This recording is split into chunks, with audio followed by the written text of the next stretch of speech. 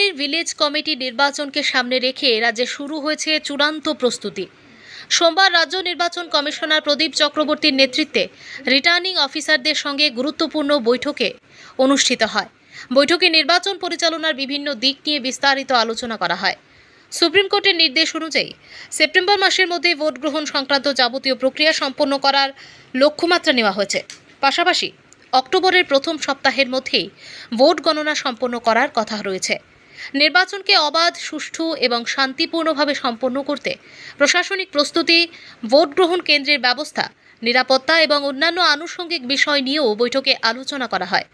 সময়সীমার মধ্যে সমস্ত প্রক্রিয়া সম্পন্ন করতে সংশ্লিষ্ট আধিকারিকদের প্রয়োজনীয় নির্দেশ দেওয়া হয়েছে। আগরতলা প্রতিনিধির রিপোর্ট, প্রতিদিন ত্রিপুরা।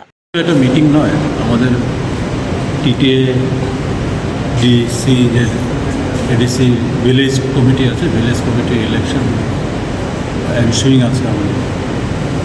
এই প্রসঙ্গে যারা রিটার্নিং অফিসার আছেন তাদের সঙ্গে আমাদের একটা ওয়ার্কশপ আছে regarding the preparedness of election. এই প্রসঙ্গেই আজকে রিটার্নিং অফিসার যারা আছেন, that is the videos of all the concern blocks, তো তাদেরকে এখানে আহ্বান করা হয়েছে, তাদের ডাকা হয়েছে, তাদের প্রিপেয়ারনেস নিয়ে আলোচনা এবং কী কী করণীয়, রুলস অ্যান্ড রেগুলেশনস, অবজারভেন্স কী কী হবে, তাদের মডেল কোড অফ কন্ডাক্ট কী অবজার্ভ করবে, nomination paper how to receive, how to deal with that scrutiny of nomination paper,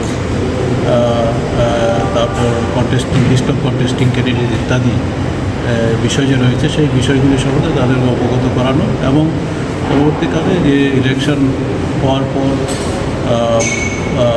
যে কাউন্টিং প্রসিডিওর আছে, কাউন্টিং প্রসিডিওর নিয়েও হয়তো আলোচনা হবে এখানে। আমাদের যারা রিসোর্স পার্সন ওনারা আলোচনা করবেন। তো এই বিষয়ে স্টেট ইলেকশন কমিশন আজকে কনসার্ন ভিডিওদেরকে নিয়ে এখানে বসছে।